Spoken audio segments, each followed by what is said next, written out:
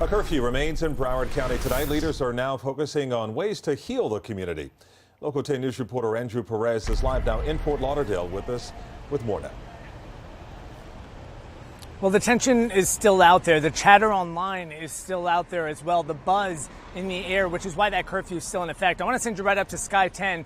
Another demonstration, another protest that's going on right now in Sky 10. Many people out there voicing their frustrations, voicing their concerns, trying to make themselves heard. Today in Broward County, what we heard is more conversation, more dialogue about why these protests are even happening in the first place.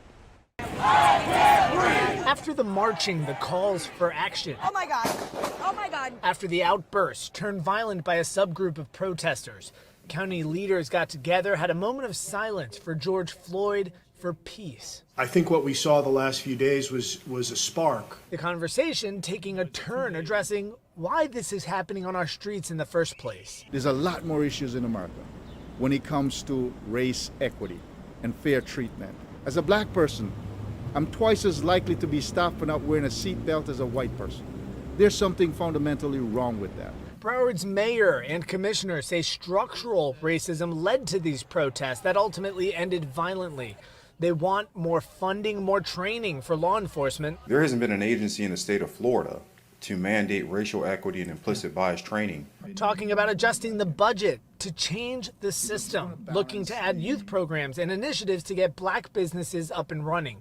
A bunch of protesters calling attention to the imbalance from wealth inequality to arrests for petty crimes.